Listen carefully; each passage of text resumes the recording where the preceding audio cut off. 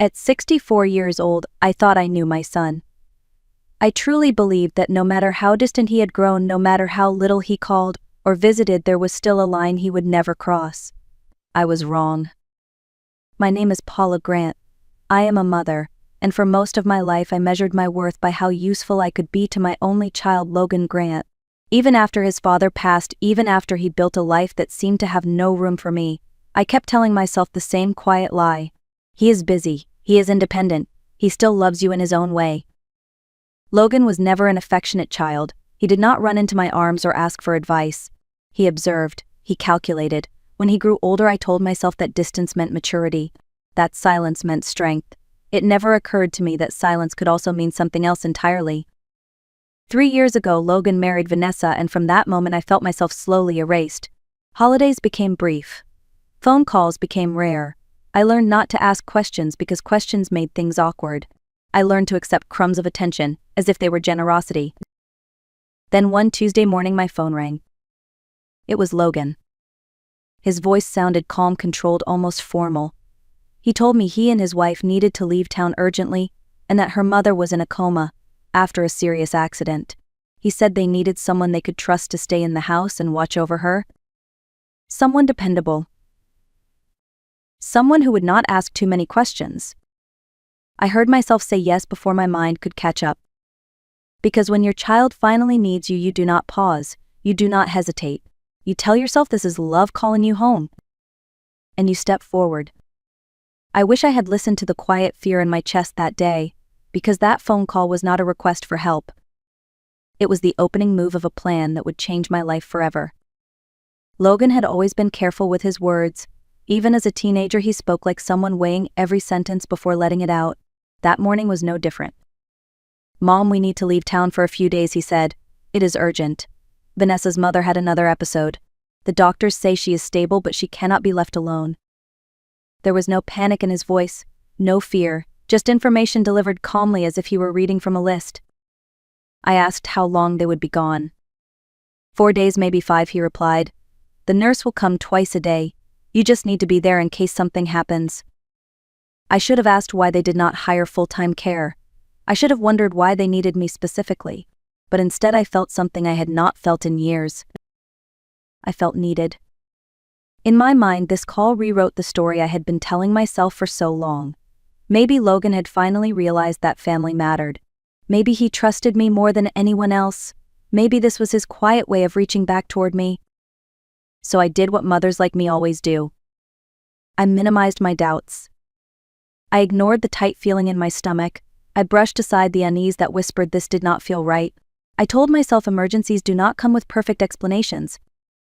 When your child asks for help, you show up. You do not interrogate, you do not protect yourself. You protect them. I packed a small bag. I canceled my plans. I told myself this was a chance to be useful again. I did not realize that usefulness was exactly why he had chosen me. And that my presence was about to become a weapon in someone else's plan. I arrived at Logan's house early Thursday morning with my overnight bag in hand, and a quiet sense of responsibility settling into my chest.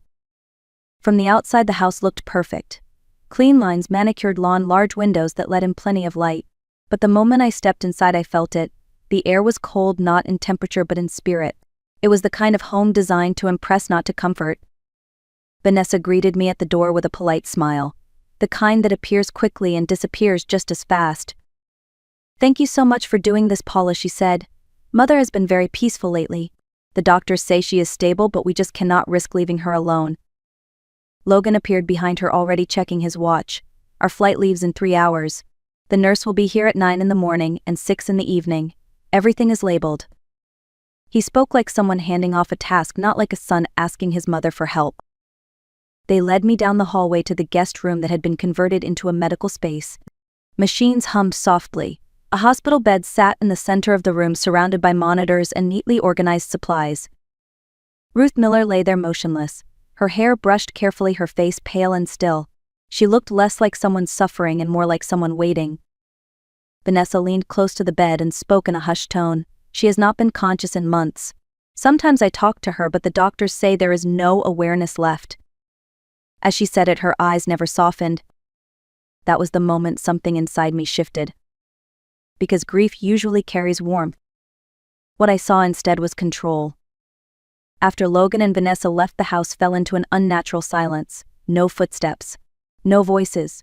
Only the steady mechanical beeping from Ruth's room marking time in a way that felt ominous rather than comforting. I stood in the hallway for a long moment trying to shake the unease crawling up my spine. Then I told myself I was being dramatic. People in comas do not suddenly wake up. Machines do not lie. Doctors do not make mistakes that big. I went back into the room to straighten the blanket that had slipped slightly off Ruth's shoulder.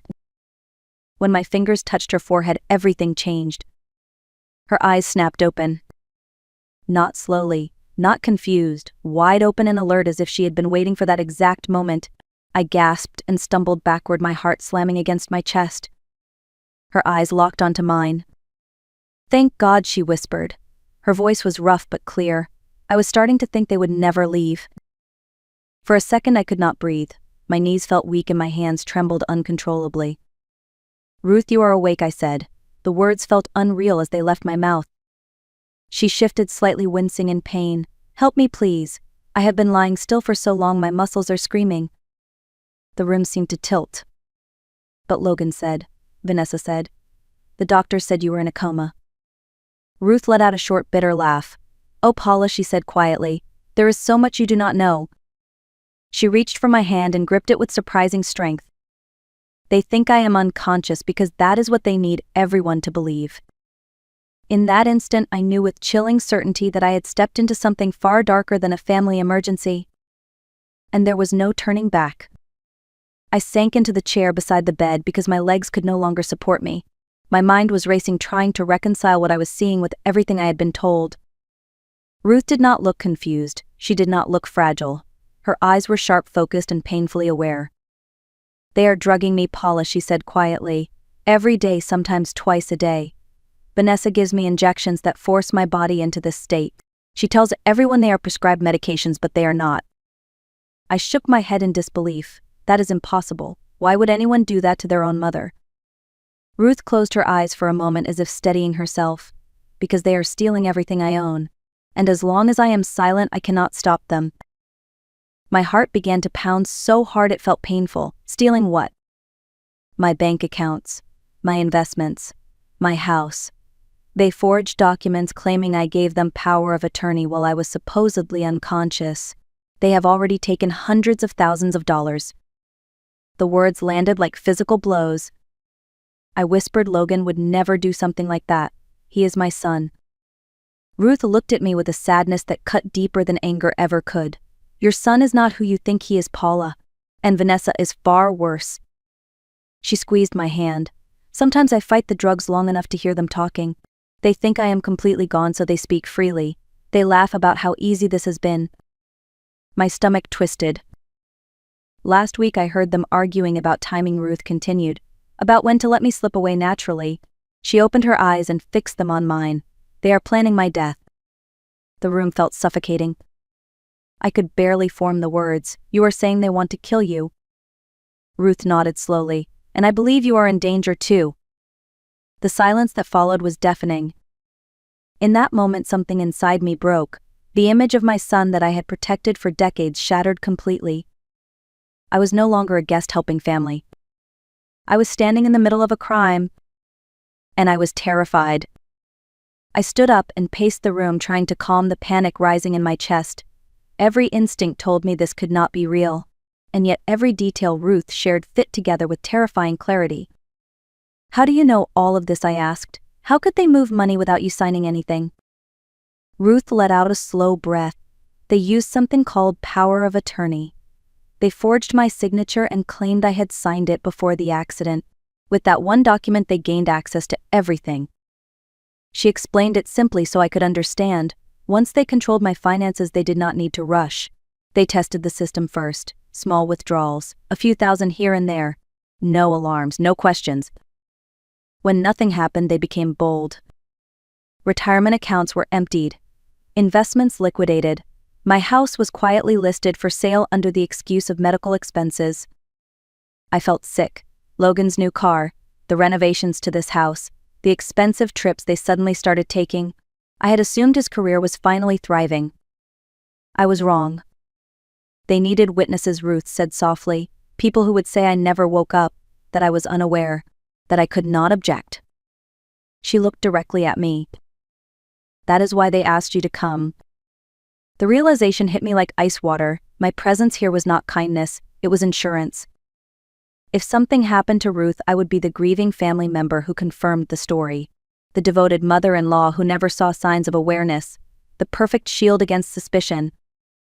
I thought about how easily I had said yes, how eager I had been to feel useful. They did not choose me by accident. They chose me because I loved my son. And love made me blind.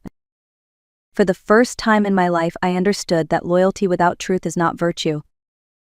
It is vulnerability. And I was standing in the most dangerous place of all. Between a mother fighting for her life and the son who was willing to take it. Ruth closed her eyes for a moment, and when she spoke again her voice was steady, but heavy with exhaustion. They are not planning to keep this going much longer, Paula, she said. I heard them discussing it before they left. They called it the final phase. My chest tightened. What does that mean? It means they will slowly increase the doses until my breathing weakens and my heart becomes irregular. It will look like my body is simply giving up, a natural progression, no alarms, no questions. I felt dizzy as the weight of her words settled in. They are going to make it look like an accident. Yes, Ruth replied, and they have already decided when it will happen, soon, within days of their return. I pressed my hands together, trying to stop them from shaking. And where do I fit into this? Ruth looked at me with painful honesty. You are the witness, the loving mother who stayed by my side, the one who will say I never opened my eyes, that I never spoke, that I passed peacefully. My throat closed. They are using me to erase you, I whispered. Ruth nodded. They know you are trusted. They know no one would question your word, especially not when you are grieving. I thought about Logan's voice on the phone. Calm. Controlled. Certain. He had already written the ending of the story and cast me in my role without asking. And if I refuse, I asked? Ruth hesitated. That silence was answer enough. Paula, she said quietly, I believe if you become a problem, they will find a way to remove you too. In that moment, fear transformed into something else. Clarity. This was no longer about money or betrayal. This was about survival. And if I did nothing, an innocent woman would die. And my silence would make me complicit. I stood there staring at Ruth while my mind raced through every possible outcome, calling the police, running out of the house, pretending I had never heard any of this. Every option carried risk. Every option felt terrifying. I am not a brave woman, Ruth, I said quietly. I have lived my life avoiding conflict. I raised my son to stay out of trouble, not to confront it. Ruth reached for my hand again. I know. That is why they chose you. They believe fear will keep you silent. Her words settled heavily in my chest. You still have a choice, Paula, she continued. You can leave. You can tell them you cannot handle this and walk away. I will not blame you. I imagined packing my bag and driving home, closing my door and pretending this nightmare never happened, letting the system handle whatever came next. But I already knew the truth. There was no system here, only manipulation dressed up as care, lies dressed up as medical necessity. If I left, Ruth would die. I looked at her fragile body and then at her eyes still burning with awareness and will. Something inside me shifted. The fear did not disappear, but it changed shape. I will not walk away, I said slowly. If they are using me as a witness, then I will become the wrong one. Ruth's grip tightened. That is all I need, because I have been preparing for this moment longer than you know. She took a steady breath. We are going to expose them. Quietly, carefully, and completely. For the first time since Logan called me that Tuesday morning, I was no longer reacting. I was choosing. And that choice would decide who lived and who fell. We moved carefully for the rest of that day, speaking in low voices and stopping every time the house made a sound. Even the walls felt like they were listening. Ruth told me where to look. She had memorized their habits, their schedules, and their hiding places. During the long hours, she was forced to lie still and pretend she was not there. Start in Logan's office, she whispered. Top drawer behind the tax folders. My hands trembled as I opened it. Inside were documents that made my stomach turn. Copies of power of attorney forms, medical directives, and bank authorizations, all signed in Ruth's name. The signatures looked practiced, not natural. When I compared them to an old birthday card she had kept in her bedside drawer, the difference was obvious. They practiced forging it, Ruth said quietly. I caught Vanessa tracing my signature months ago. She said she was helping me write thank you notes. We photographed everything and returned it exactly as we found it. Next came the medications, hidden boxes in the bedroom closet, online invoices printed and filed away, sedatives, muscle relaxants, and drugs I could not pronounce, none of them listed on any legitimate prescription. She times the strongest doses before the nurse arrives, Ruth explained. That way no one ever sees me awake. The most chilling discovery was a small notebook tucked behind a row of hardback books. Vanessa's handwriting filled every page. Dates, times, dosages, observations. Subject remained unconscious for 19 hours. Increased dose tomorrow. Begin final phase after return. I felt sick reading it. She had reduced a living human being to an experiment. By the time we finished, my fear had hardened into something steadier, determination. We put everything back in place, not a single paper out of line, not a single bottle moved. Because the most dangerous moment was still ahead. They thought they were in control. And control makes people careless. All we had to do was let them believe they were winning. For a little while longer. Logan and Vanessa returned the following afternoon as if nothing in the world were wrong. Suitcases rolled across the floor, laughter echoed briefly down the hallway. To anyone watching from the outside, they looked like a couple relieved to be home after a stressful trip. Logan hugged me quickly. Thanks again for everything, Mom. You have no idea how much this helps us.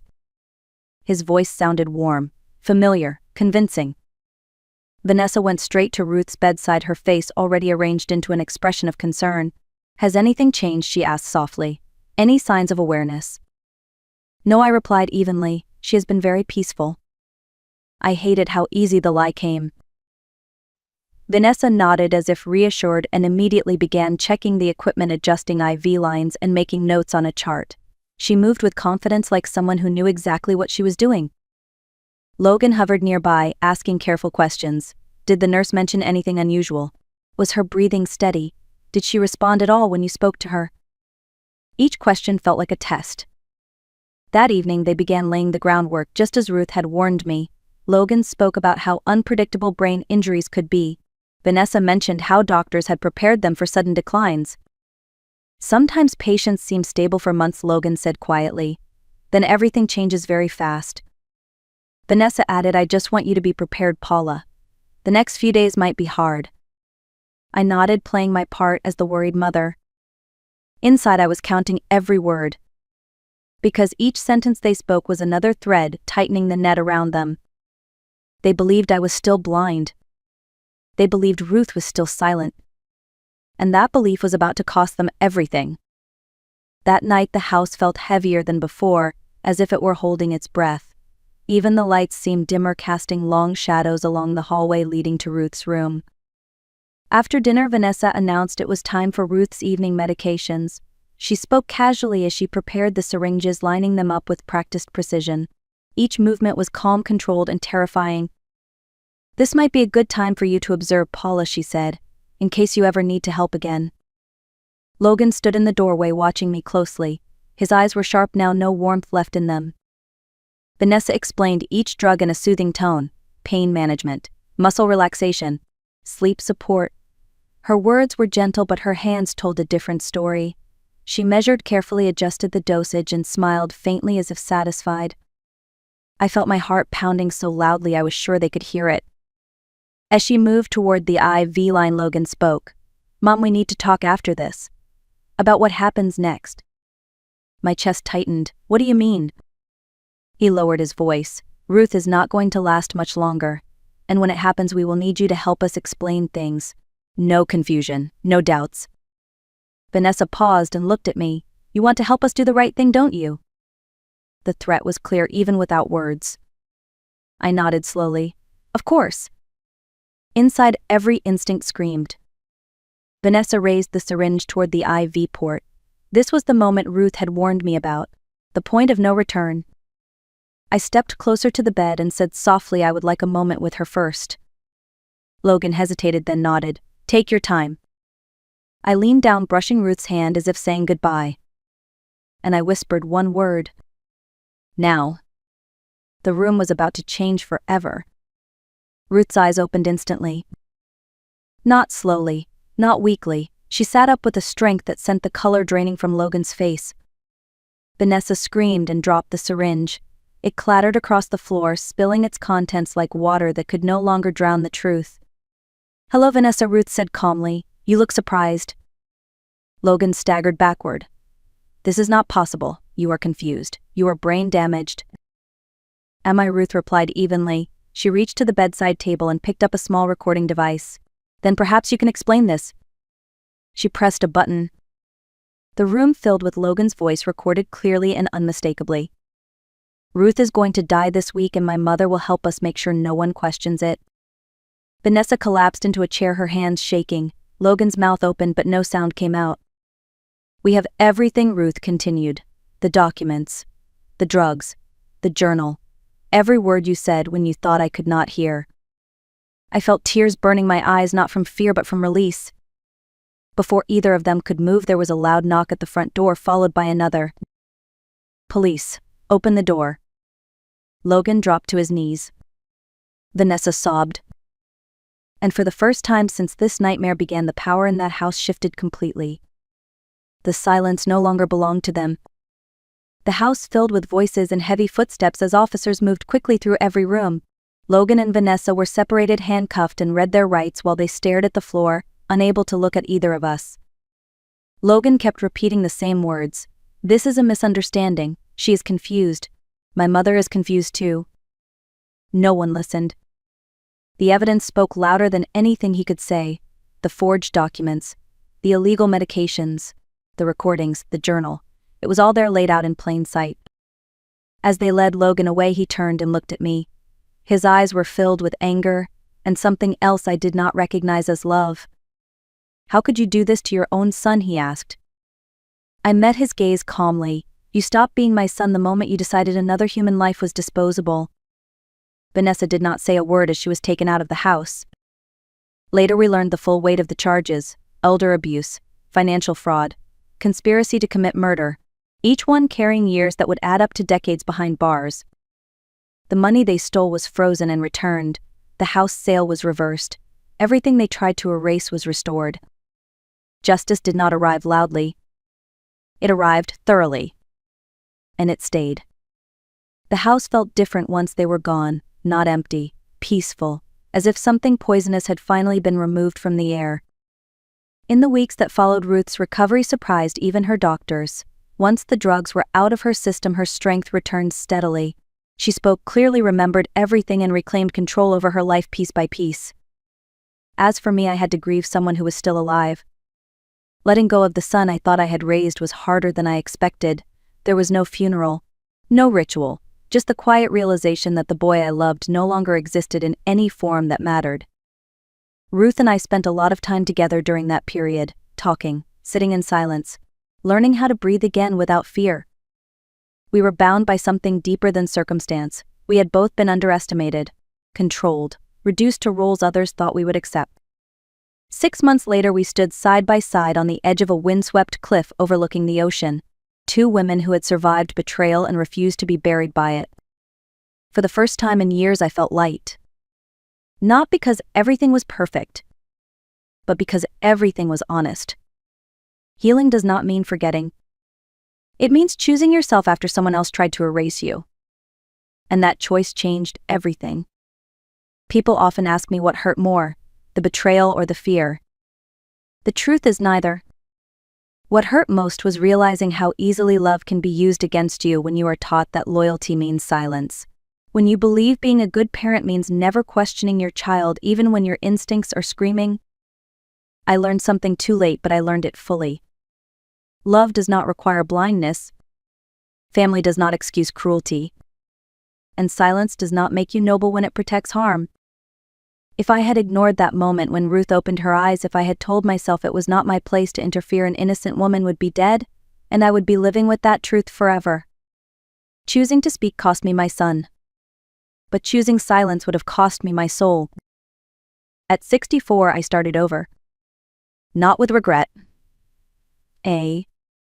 With clarity. I learned that courage is not loud. Sometimes it is just one person deciding to say this is wrong and refusing to step aside. If you are watching this and something in your life feels off, trust that feeling. If someone tells you to stay quiet for the sake of family, ask yourself who that silence is protecting. And if you are standing at a crossroads between comfort and truth, choose truth even when it is terrifying. Because peace built on lies never lasts. If this story moved you, tell me in the comments where you are watching from and what you would have done in my place. Like, share, and subscribe if you want more stories about quiet strength and hard-earned justice. Some endings break you. Others finally set you free.